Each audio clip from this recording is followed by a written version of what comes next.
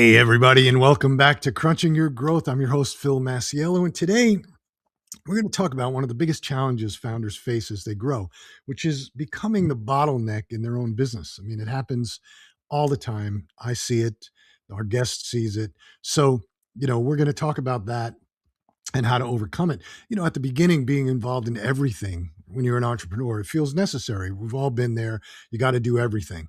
But as you start to make decisions and solve problems and manage the people and improve the work, and then you want to keep the business moving. But at some point, the very drive that helps you build a company can become the thing that allows you to go into the death spiral, because there comes a point in time when you have to let go, or you have to build the processes and the systems and build a team that can carry you forward, because you don't want to be building a business while you're the person that everybody has to come to. So my guest today is Georgian Solander. He's an entrepreneur. He's a business optimization expert. He's the founder of Solander Capital, and he's known as the bottleneck breaker. I like that term because you always think about breaking bottles. Anyway, and he helps founder-led companies remove operational bottlenecks so owners can move from overwhelmed operators to confident leaders. And he's generated over 40 million in revenue across multiple industries, which is a feat unto itself. He's worked with organizations such as Apple, Samsung, U.S. Department of Defense. He's built several successful exits, including an 8-figure technology firm sale. So his core philosophy is simple: pick one thing, remove yourself. So today we're going to talk about systems, delegation, automation, how founders can finally build businesses that run without them being trapped in every decision. So, Jordan, thanks for taking the time to come on. Welcome. I appreciate you coming on and sharing with us and talking about what you've done. Yeah, absolutely. It's my pleasure, Phil. Long-time listener, first-time caller. I've always wanted to say that on the podcast. Very, very excited. Talk about breaking some bottles, man. Solving challenges that most entrepreneurs are facing these days, and it's a hot topic right now. So it's exciting to talk about. It's always a hot topic. I tell the story on here. I've told it a couple of times, but I'm just going to do it real quick. We had this company that came to us about 3 or 4 years ago. About 3 or 4 years ago. A guy, founder, started the company. He had did wholesale, and he as well as built a retail brand, and same product line. It was in the food business, and he went from like 0 to 25 million really quickly. And then he sort of stagnated and he was stuck. And he called us up because he thought he had a marketing problem. And he was like, I went through 3 marketing firms. And as soon as somebody tells me that they went through 3 or 4 marketing firms, I know there's a bigger problem. So I said, look, before we get started and get engaged, we went through the whole song and dance about what we could do for him.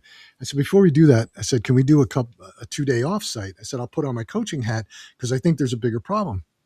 And we did a 2-day offsite. And within the first day, he had hired this guy that I knew of. I didn't know him personally, but this guy was a powerhouse. I mean, this guy could sell snowballs to Eskimos, and he knew everybody in the industry. And I said, David, why don't you think you can make progress? And he said, I can't, because the founder wants to be on every single phone call with every single prospect. He said, so I'm not managing to the prospect schedule. I'm managing to his schedule. And he's running the warehouse. He's running operations. He's running marketing. He's running financing. He said, it's virtually impossible.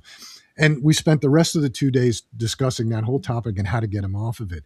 And once we did, I mean, I think it was 4 years ago, they've gone from that 25 million to almost $50 million in sales, and they're still growing. But it took us 2 days to get him off and he still wasn't convinced. He did it. He went kicking and screaming, but he wound up doing it. And then once he saw the progress, then he realized it. So I think that's a good segue into sort of what you do.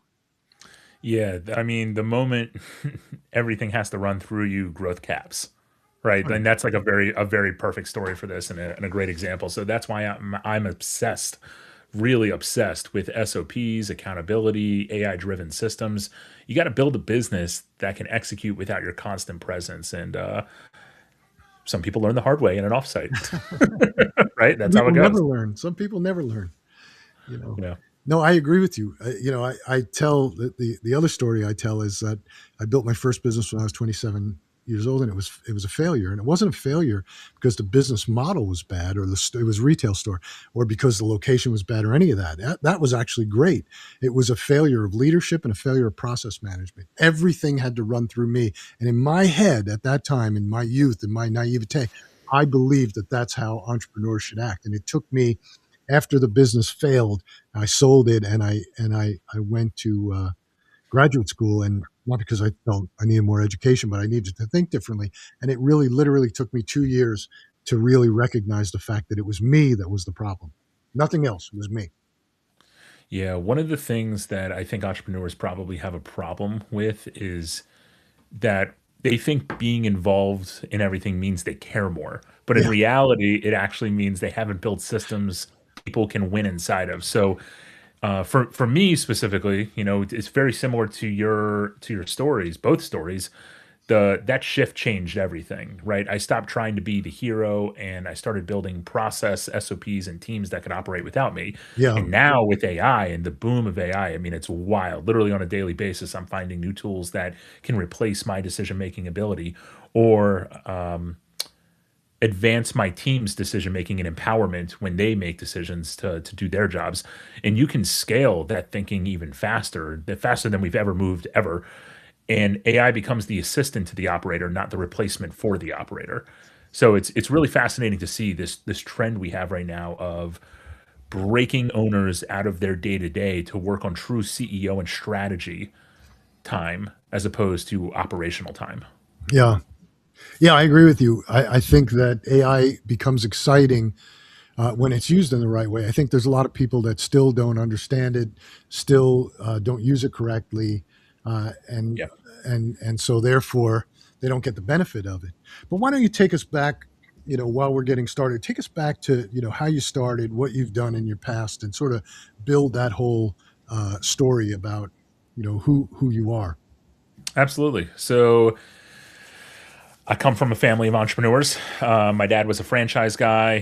His dad owned a dental practice. My dad did his big successful exit when he turned 50. He's been retired in Florida, in West Palm Beach ever since. That's where good Jewish retired business owners go. And and it's funny, hearing his story, and he's watching me do my thing now, and I love being an entrepreneur. But my first venture into a business was he bought me a snowblower that I had to finance from him at 16. And I would go around the neighborhood and I had accounts and I would check with people before the first snowfall. And we had people lined up on a wait list. These were the houses we hit. This is the money we charge. Discount if you stayed with us. That kind of thing. Yeah. It turned into starting a DJ business, and I owned and started three separate wedding and corporate event DJ companies. Yes. Yep, had my first exit on a wedding DJ company back in 2016. Started another one. The one I currently have now does well over 1,000 events a year. Jeez.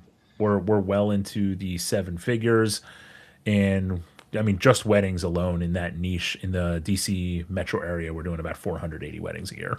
Yeah. So that a lot of different businesses, different verticals. I almost never do the same thing twice. So got into IT right out of college, though. Worked for Apple, worked for Dell, Symantec, covered DoD and federal before I started my first IT reseller, which I exited in 2023. So different verticals, different models, B2C, B2B, different funnels.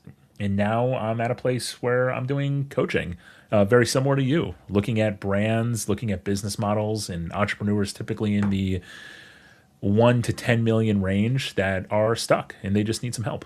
Yeah. Yeah. I don't usually have coaches on the program, just because, not because I have a problem with conflict, but usually most of them are more theoretical and not actual. And so, you have credibility, and so that to me is a lot better because, and I always say to people, would you rather climb Mount Everest with a guy who read a book about mountains, or with a guy who's gone up the mountain several times, felt the thin air, looked down the crevices and all that stuff. So, I think it's a lot different. The people, when I coach with them, when I coach them and I talk to them, it's really it's on a different level than normal, because I can say, even with the agency, like with some of our clients, I'll say, no, you don't want to do that, because if you do that, it's going to cost you money. I'm going to tell you why I did it, and this is how much it cost me, and I don't think you should do it. So Yeah. it's even in the agency side, we're coaching people. So Well, having a coach is truly a cheat code. I don't know how to explain it. So it's the same reason I joined EO and YPO. Being around other entrepreneurs, being somebody that genuinely just cares about your success, which what a coach is doing, right? They're helping you hit goals. They're pushing you into your uncomfort zone, because success comes from being uncomfortable, sure, right? If you stay comfortable, you're just going to stay in the place that you've always been, right? But advancing in your career, success, it comes from being that in that uncomfortable position. But I think what you're saying though is the difference between information and pattern recognition. yeah, That's how I put it. It's a real operator can save you years because they've already paid the stupid tax. yeah, yeah, They've they've hired we have hired the wrong people. We've had coups staged, I'm sure, right? There's salespeople that think they could do it better. We've built the wrong systems. We've ignored SOPs. We've held on too long, and that's a huge part of my coaching. It's not theory. It's here's the bottleneck. Here's the system. Here's the delegation structure, and here's where AI fits. Go execute. Have true CEO time. Actually lead this company now. And I'm sure you feel the same way. You come in and you usually you're not diagnosing problems anymore, which is how I feel. It's more I'm just trying to figure out what version of the problem they have. yeah. Oh, no question about it. You're basically saying, hey, look, well, at least in my head, what happens is somebody talks to me, and then I think, oh, I faced that problem 2 or 3 times in my successes and my failures. And then I sort of, talk to them about it. I don't ever want to give somebody the answer. I don't really coach that way where I say this is what you have to do. What I try and do is say this is the process you have to follow in order for you to be successful. These are the measurement KPIs that you want to look at, right?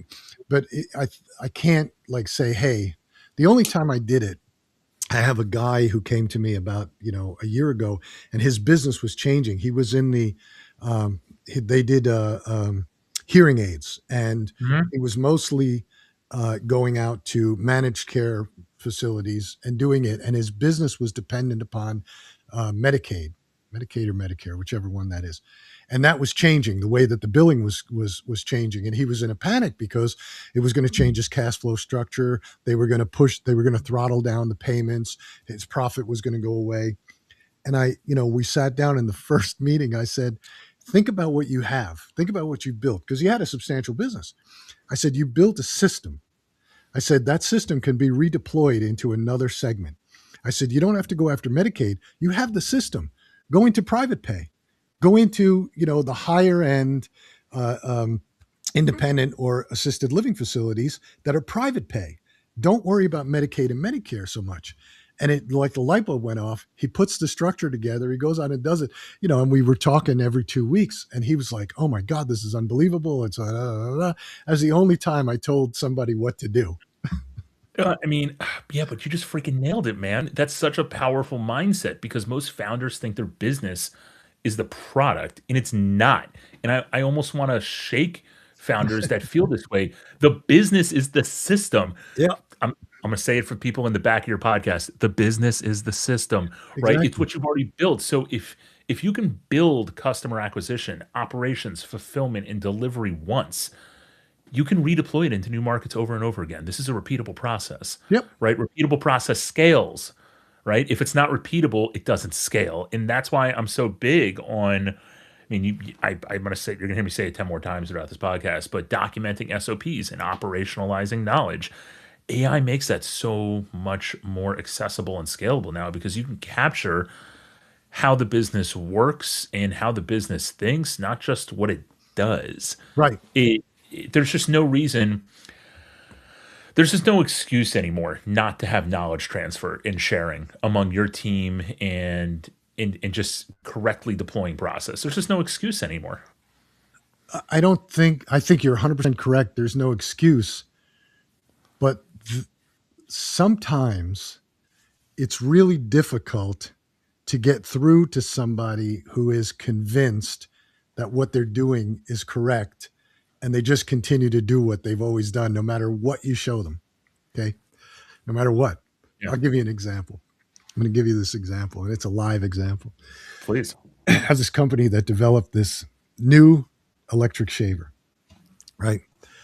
And I said, hey, we don't. The whole point was we don't have the money to go out and do what needs to be done with this, but we can partner with somebody. I said, okay, great. I got them an audience with the head of shaving for Philips, electric shaving. Huge. Philips. We went to the Netherlands, met with them. They liked the product in theory. They loved it. They tested it. They said there's a flaw in the product. Didn't test well. But that's okay. We're still interested. We just think you need to do this, this, this, and this. And the engineer who had developed said, they don't know what they're talking about. Didn't make a change. And he convinced the founder that they didn't know what they were talking about. I was like, you gotta be kidding me. So I'm like, look, and so I'm trying to help them. So I get them an audience with the president of Braun USA Men's, part of Procter and Gamble. Huge companies. He says, right, says, I like the product. Well, you think about it, right? You look at how companies innovate today, like Pepsi-Cola bought Poppy, right? Because they can't innovate to come up with a new product. So they invested early on, but then they kept their ties and they knew they were going to acquire it. So I was taking the same approach to help them. So, get them this. The guy looks at it and he says, okay, here's what you're going to be up against, and here's what you have to think about. We walked out of the meeting, engineer and the CEO, they don't know what you're talking about. Like, you got to be kidding me. So I started bringing marketers in to talk to them. This is what you're going to be up against. This is the message. This is this.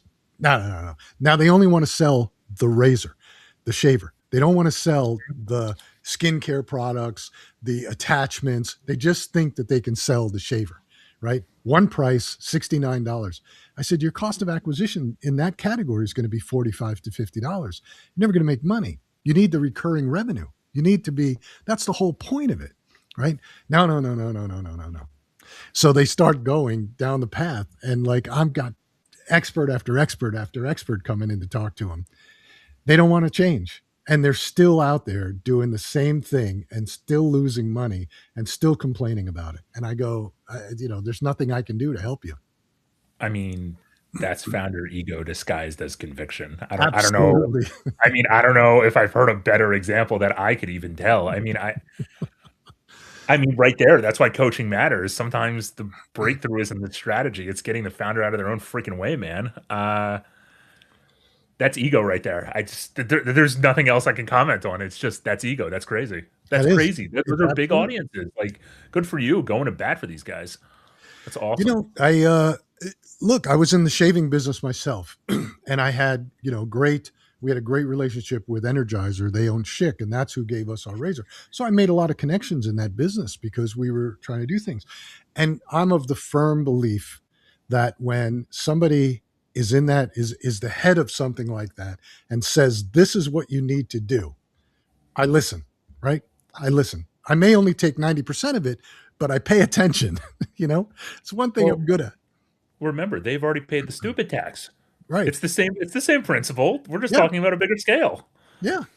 I paid the stupid tax in the shaving business. It took us 2 years to break through. The first 2 years, I was doing stupid things, and I'm not ashamed of all the stupid tax I've paid in my life. I talk regularly about the stupid tax things, and that I've done.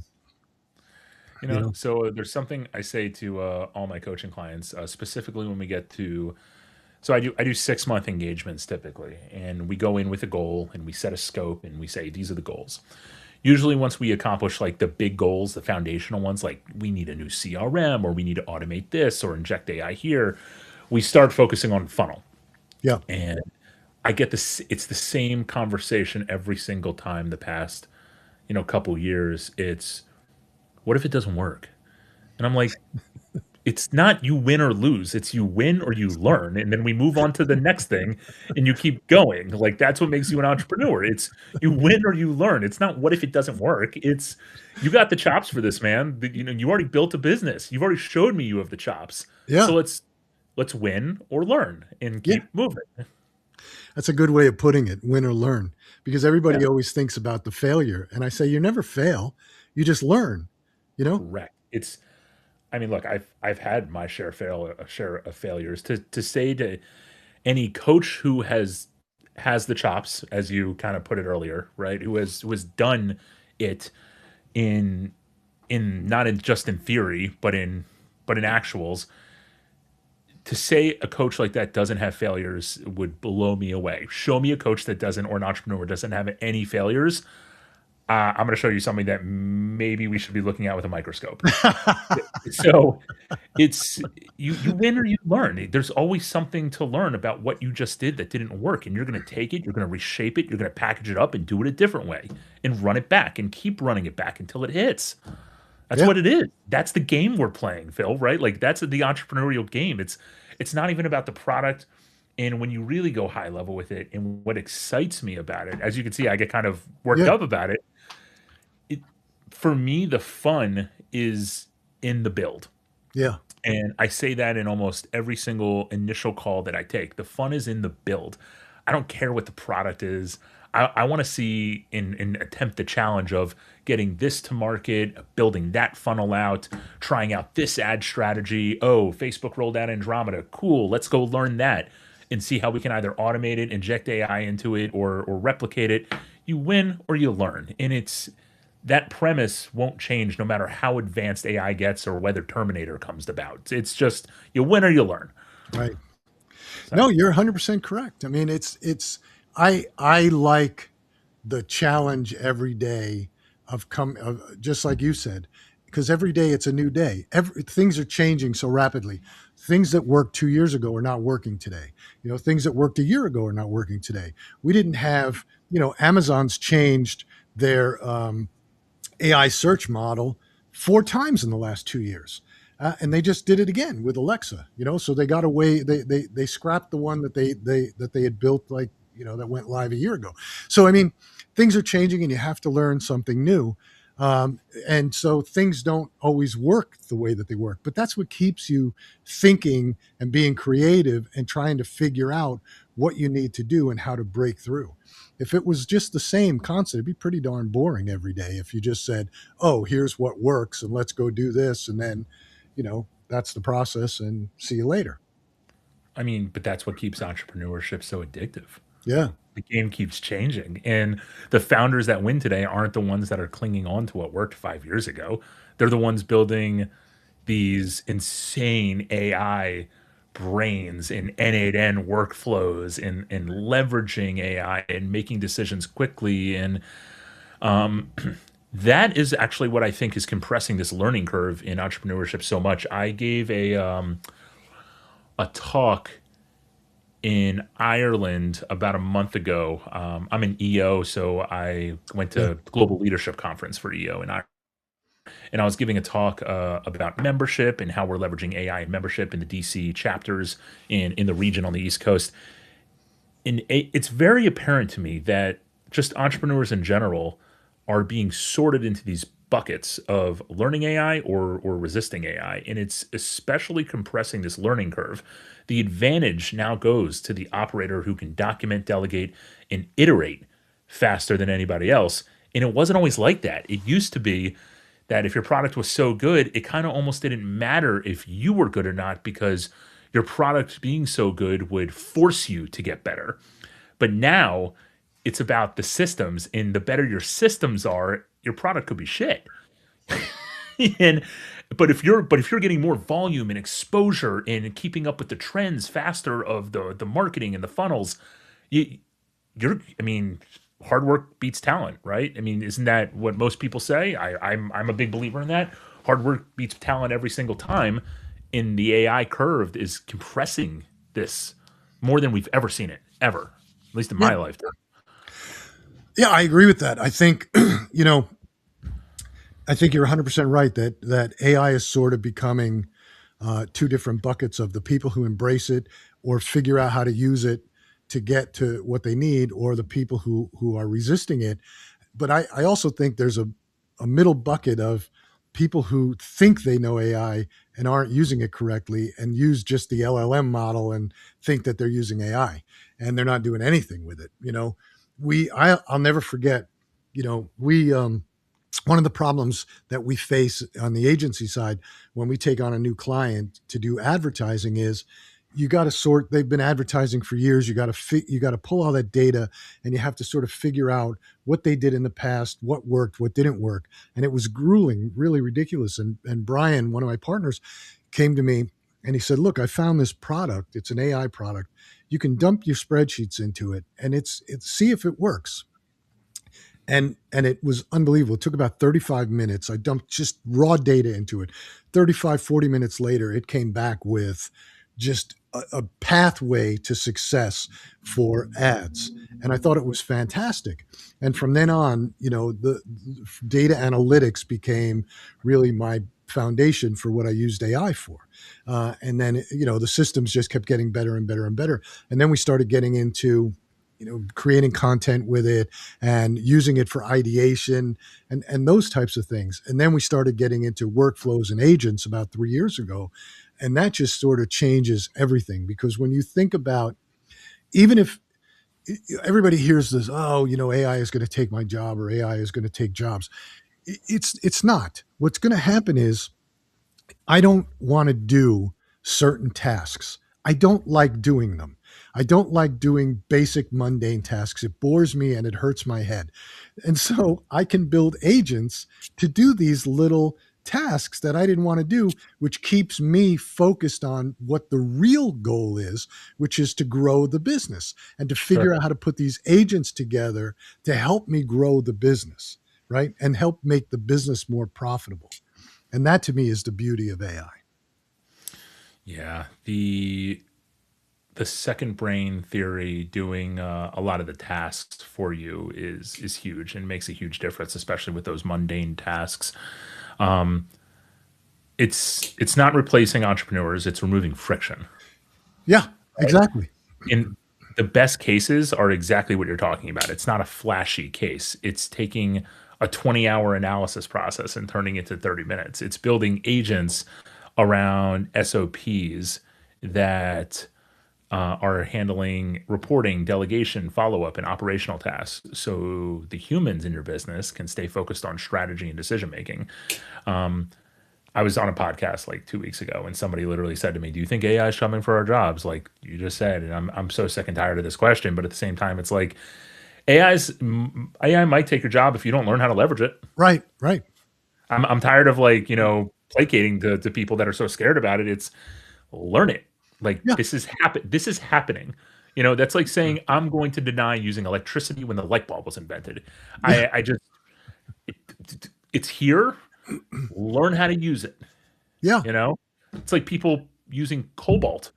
When Java came out, or I don't want to use Excel. I rather use a whatever Abacus. Yeah, adapt. Yes, Excel is going to take your job. It's the same thing. We have these certain points in history that will completely change the workforce as we know it. This is one of those inflection points. Honestly, I'm surprised it's taking as long as as it has to have these monster layoffs that are happening. Um, what's a really interesting thing to talk about though, I don't know if if you've talked to anybody about outplacement yet, like this subcategory of companies that are just like making a killing on all these layoffs Hmm. because of AI. I have not. Oh, that can be for a separate day then, but that's a pretty wild thing to watch right now in the market. Well, I was actually talking to somebody the other day. I mentor at University of Maryland Hmm. School of Entrepreneurship, and this young person came, and you can book a time and you can just chit chat, get some direction. And she said I'm a creative person, and I'm worried that my skill set isn't going to be used well in the generation of AI. And I said, I totally disagree with you.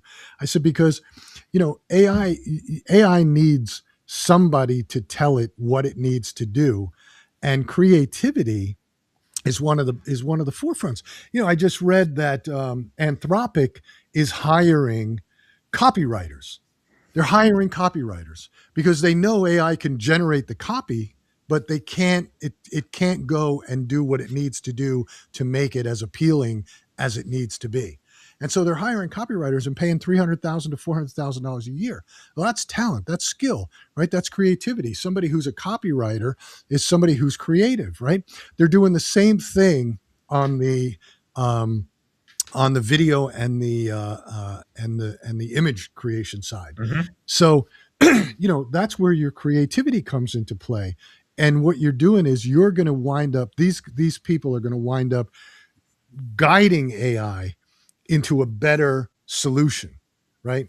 So that's really, and I think that all the layoffs were sort of people doing mundane tasks and not the tasks Yep. that can bring a business forward, and not and those people I don't think could be retrained to use AI to get the business to move forward. Right. That's an interesting that there's a lot of strings we could pull here. Wow. I mean, but to the entrepreneurship story of that young lady, right? Like AI amplifies talent. It Yep. doesn't create talent. So the best copywriters, to your point, operators, creatives are becoming even more valuable now because they can execute 10 times faster. A mediocre operator with AI is still mediocre, but a Right. great operator with AI becomes, well, I just almost dropped an F bomb. They become crazy dangerous. Yeah. I mean, that's what I tell founders that you got to stop fearing it and start learning to leverage it. Some of the homework that I give. So usually in my one-on-one coaching calls, because I do group coaching and I do one-on-one, depending on the need and what that founder is looking for. In both group and one-on-one, I always give homework. And I say, look, I'm going to do the hard part for you. I'm going to give you the prompt. And I prompt engineer something for them based on their problem or the group lesson that day. And at the end of the prompt, I always say, ask me questions until I feel comfortable with the result. Yeah. And I force them to have a conversation with the AI Yeah. to keep letting the AI triage back to them and reflect and hold that mirror up until it's good, into Yeah. not just good, but great. Because they need to understand how they become dangerous, how they become 10 times what they could be with AI. And like I said, if you're mediocre, you're going to be mediocre with AI. But a good operator, a good leader with AI, that's dangerous, man. Yeah. It's cool No, to you're see.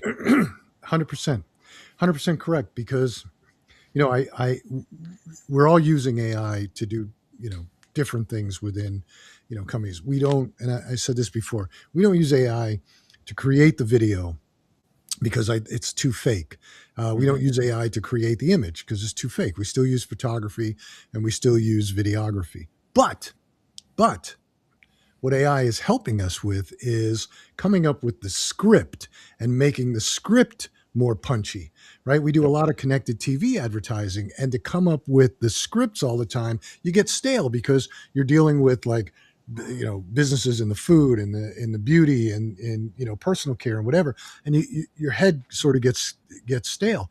But to be able to use AI and say, here's what we're trying to accomplish, here's how we want to accomplish it, here's what the guardrails are, and then always tell it we want truth and all that stuff, and then it'll come up with some scripts, and then you say, okay, then like you said, you have to go back and say, okay, I like this direction but it needs to be refined a little bit, and boom boom boom, and you come back until you have a script that's about 80% there. And then the human element, the creativity comes into play where the person who's creative can look at it and say, okay, I get it. Let's punch it up a little bit. We employ some comedians. We employ some comedians on online that we always give scripts to and say punch it up, and they do a great job. And because comedy is sort of comedy sells, funny videos Hmm. sell. Nobody pays it. Dr. Squatch made its living on funny videos. So Dr. yeah, Squatch, that's a throwback right there. Um, did you well, they're take them? still going Did you strong. take I mean, them to it's a go? throwback, but they're still going strong. Did you take them to Dove and they Dove said, "Here's what you do." Yeah. Well, Um, Dove can't I get out of its own way for that, so yeah. unilaterally, you know. The look, I think you're right. I love that you and I kind of practice what we preach here, both with our clients and in our both our coaching businesses and our main businesses. But I think that's the correct sweet spot for AI right now. It's augmentation, not replacement. And the best creative teams aren't using AI to eliminate creativity, not by a long shot. Your comedian example is a good use case for that. They're using it to beat creative fatigue and help generate angles and hooks and scripts and iterations faster and whatever they may need. But the human still brings taste, emotion, and Sure. judgment. And that's why I think that the future is really going to just belong to the companies that combine that human creativity with the AI powered execution. Because AI gets you to the 80%. Great operators and creatives take it to the last 20. So Yeah. if that girl is listening that you're still talking to or that you were talking to, that's you're yes, you will be needed. You will be wanted. You will be very valued. Well, I showed her. I mean, we were sitting there for about, 20 minutes, and I showed her exactly what I was talking about on how to use it creatively.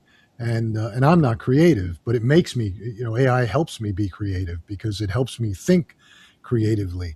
But, like I said, in every business, if I hire somebody, or like myself, I'm very numbers Mhm. focused, right? I like to analyze the numbers, and I like to spend time looking at the numbers and looking at the KPIs and understanding what they're telling me. Sure. But I don't want to be the one to generate the numbers, to try and get them, extract them, do all that, right? We can build an agent today that can go out and pull from the same brand. It can pull Amazon's numbers. It can pull Google's numbers. It can pull Meta's numbers. It can pull from a DSP. It can do all these things, put them together, and sort of, give you an outcome. And then you, as the person, now I saved time. I saved myself probably 4 or 5 hours just Sure. on this one client. Now I can sit there and I can spend my time analyzing it, because what the client is paying us for is the result. And I can figure out from those numbers what went wrong, what went right, and what we have to fix. Does AI help me? Sure, it'll help me. It'll help point out things. But at the same time, you can't just rely on it. And you have to look deeper and think about it and then figure out what needs to be done. But the heavy lifting, that 4 hours is tremendous for me, because now I can spend more time focused on the end result, focused on the outcome, focused on developing the outcome. Yeah, that's a low value work versus high value work. And the Sure. high value work there is interpreting that data, making decisions, and telling the client what to do next. And that's where it sounds like you I mean, you have a great process with doing the data analysis on your side on creating that success plan, but that's where AI agents, SOPs, and delegation, they all connect. That's the intersection right there. Building the machine to gather the inputs so the human can focus on the judgment piece and the high value tasks. Yeah, the client's not paying us for doing the data analytics. The client's paying us for the outcome. They're paying for the high value task, right? Yep. And so we're able to do more, and then we could take on more clients, get better results, and everybody's happy and everybody wins. And we just continue that process. But it doesn't mean that I, fired somebody or laid somebody off. I didn't. I haven't laid anybody off. We just are able to do more and do better work than we were before. So yeah, I, Yeah. uh, I am very, I love AI, but in certain, like I said, in certain categories, we're still, I think that eventually I had this conversation. I did this thing at University UMBC, and there was this guy there who's an engineer, and he asked me if we were doing images with AI, and I told him no, and I showed him why, and he was saying, "I'll come back to you in 2 years, and I guarantee you'll be using it." I said, "You can come back to me in 2 years. The only way we'll use it is if the client says." I want you to use AI to make these images. I said, if not, we will continue to do images. He goes, "No, you're 100% wrong." I said, "Okay." So every week I send them an email now, and I say, still doing it manually, buddy, still making the images. I said, but what we do with AI is, like, we'll say, "Hey, this is what we're trying to achieve," and we'll get a layout. it'll say, do this, have your lighting come in this way. And Yeah. it's, that's where it becomes valuable, because then it saves time for the photographer to not have to go in and think about how to stage, set up, do things, set up the lighting. So, I mean, you're using it, but it just, consumers, because we deal with consumer products, consumers are very susceptible to AI, and they feel like if I'm buying your product, it has to be authentic. If you're showing me something fake, then it raises a red flag. And there's a lot of retailers out there today that are a lot of big ones that are pushing back on AI generated content. And obviously the FTC is pushing back on fake UGC content, AI generated UGC content. And you can get fined for it. So, Yeah.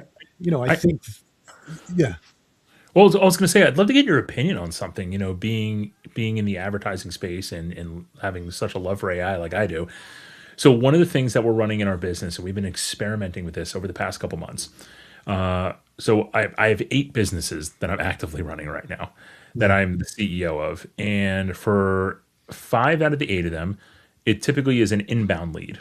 And the inbound lead, gets it. We want them to have a human, like a touch immediately.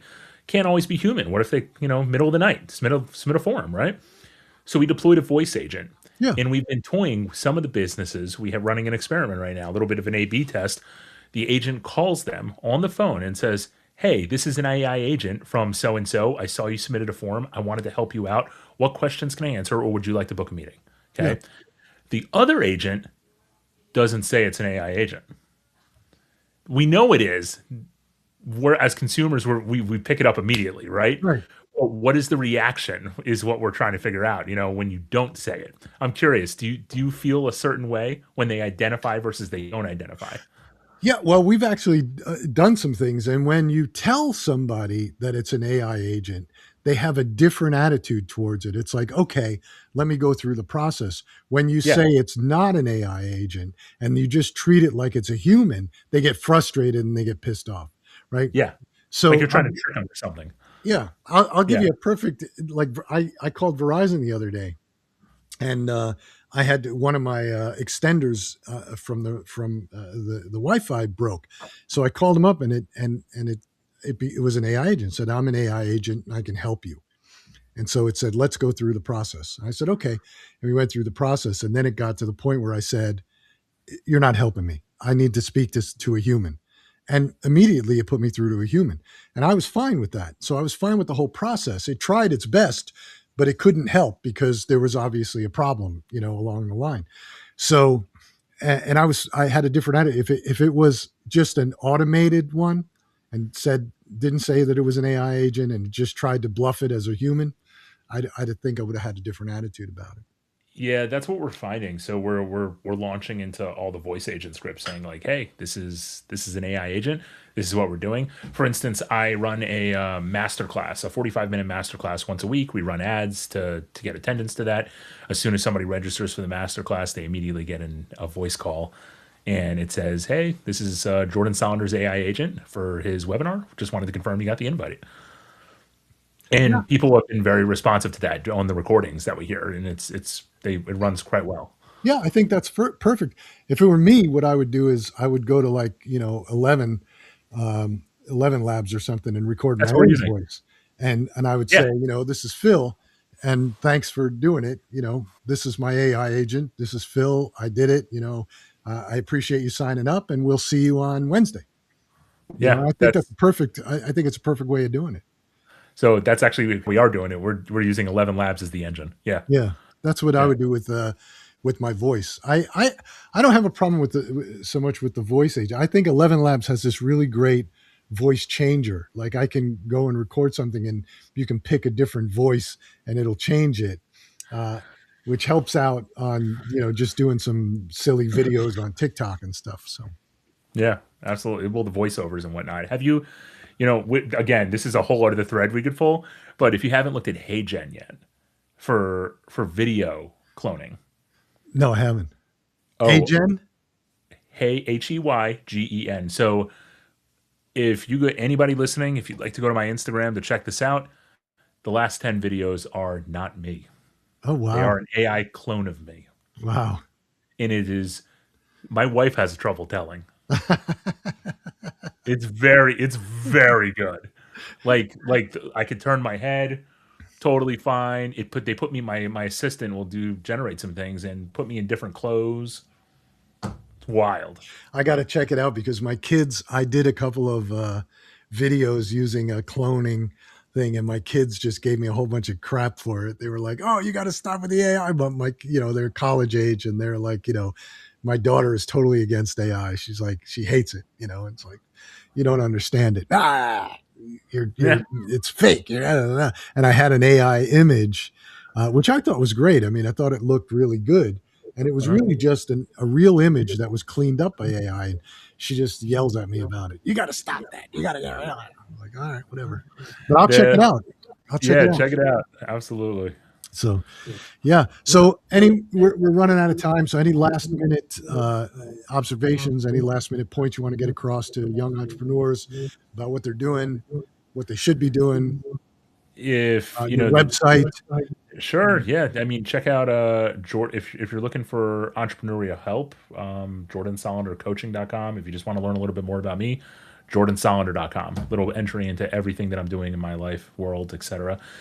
If there are two things I could take away for the entrepreneurs that are already entrepreneuring out there, you win or you learn. Don't be afraid to fail. Like you're gonna learn something and you're gonna move on. You're gonna retool. You're gonna go again. That's for the entrepreneurs that are really finding a passion for running and building businesses. For the ones that think that their business is a snowflake, it's not. It's not. We need to step back. Let's remove our ego, and then that'll allow you to scale because that's probably what's in your way right now. Yeah. Yeah, that's good advice. I love the part about, we learn, right? We do and we learn, because I just had this conversation with somebody the other day where I said, you got to worry, you got to stop worrying about failing, because failing's not it's not what happens. And so I Correct. like that whole piece. Yeah. Well, thank you so much for having me. I really appreciate it. It's been a great conversation. Yeah, my pleasure. It's great. Thanks for taking the time to come on, and hopefully we'll stay in touch. And in the meantime, everybody will be on again every week, every Tuesday. But I think every founder listening can relate to this idea that the business starts with your energy, your drive, your decisions. But if you're not careful, it can become completely dependent on you. And like you've heard, I mean, I've made the mistake. I don't know about Jordan, but, and what I really appreciate about the message is that you're not telling founders to, disappear from their companies. You're showing them how to lead better, how to build smarter systems, trust their teams, remove themselves from the parts of the business that no longer require them. And that's where scale begins. So, again, everybody will be back next week with even more information. I hope you got a lot out of this. And if you are looking for Jordan, go to jordansolander.com or jordansolandercoaching.com. And we will see you again next week. See you, everybody.